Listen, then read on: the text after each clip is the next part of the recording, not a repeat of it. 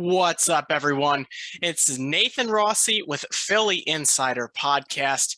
And today we're going to be talking about the Antonio Brown and Tampa Bay Buccaneers situation. And you know what? It is a strange one. On Sunday, in the middle of the game, he walks off the field. We'll get to that whole situation in a second. But an entire saga has unfolded since, with the Buccaneers organization and Bruce Arians giving their side of the story, and Antonio Brown giving his side of the story through releases of statements, through his attorney, and through the release of certain screenshots of texts with Bruce Arians. And so we will get into the whole thing. Antonio Brown is cut today, just this afternoon, Thursday afternoon. And so let's talk about what happened to get there. We're just going to go through it. We're going to talk about who's really at fault in this situation, how it all unfolded. Let's get into it. Let's first start with what happened on Sunday's game against the Jets. What you're seeing here is Antonio Brown taking off his jersey, taking off his shoulder pads, taking off his undershirt and his gloves, and throwing them all into the crowd.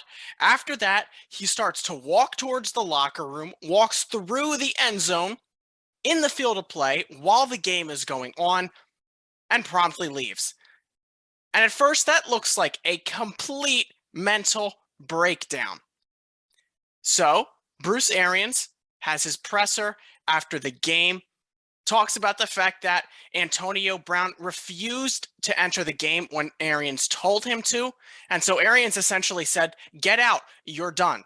He announces that Antonio Brown would no longer be a part of the Buccaneers.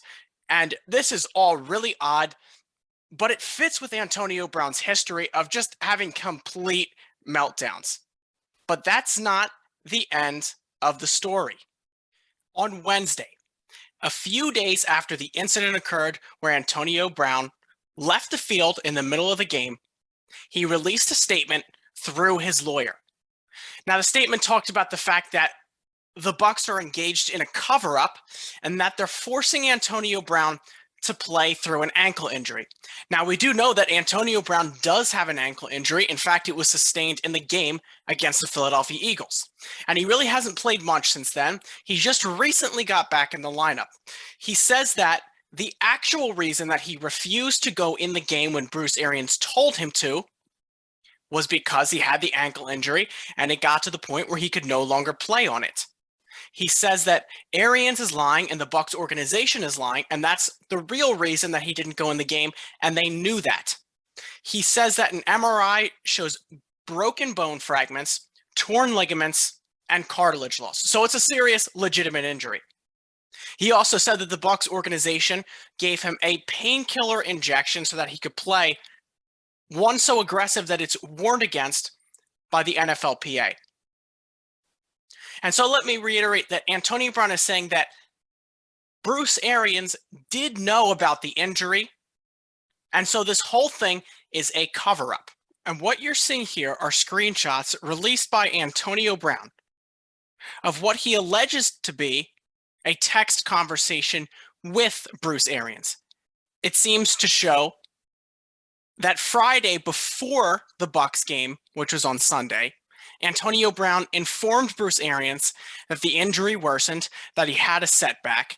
And so it seems that Bruce Arians does acknowledge there that Antonio Brown had a setback. So it means that he did know about the injury. And I mean, how could he not know about the injury?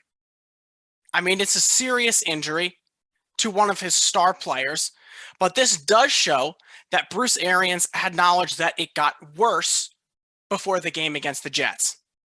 And now on Thursday afternoon, Bruce Arians comes out. He has a presser to respond to some of the allegations by Antonio Brown. And Bruce Arians makes two main points. The first is that Antonio Brown didn't follow the proper protocols in reporting his injury to the trainer mid-game. That's how Bruce Arians knows that Antonio Brown can't go in the game because of an injury. Antonio Brown didn't do that. Second main point that Bruce Arians makes is that Antonio Brown may have had an ulterior motive for walking off the field and refusing to play. Obviously, we let Antonio go today. Just to clear you up on some things that happened, at no point in time during that game did he ever ask the trainer or doctor about his ankle. He never went through. That's the normal protocol. You go through protocols during games. I was never notified of it. So obviously that was the disturbing thing when we were looking for him to go back into the game.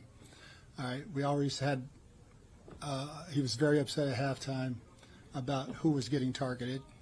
Got that calmed down. Players took care of that. It started again on the sideline. We called for the personnel group that he had played in the entire game. He refused to go in the game. That's when I looked back and saw him basically wave off the coach. I then went back, approached him about what was going on. So here's my take on the issue. Antonio Brown, the Buccaneers organization, and Bruce Arians are all in the wrong. Look, it's pretty clear that the Buccaneers mismanaged Antonio Brown's injury.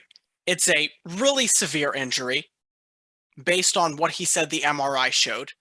And they decided, you know what, let's just give him an injection of painkiller and we'll have him play anyway. They mismanaged his injury.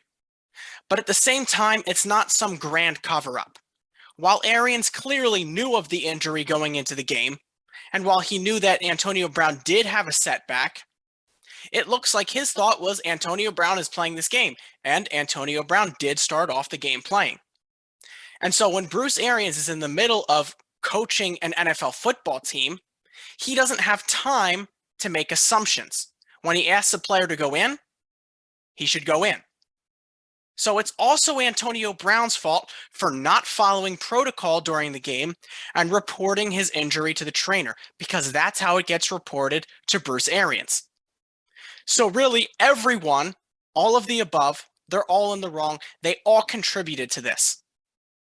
Part of this is the fact that NFL teams and the NFL as a whole do a very bad job at managing injuries and looking out for the safety of their players. Look at the whole concussion issue.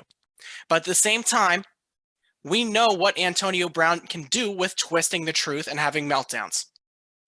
So it seems like, to me at least, that they're all in the wrong. Thanks for listening. Have a good one.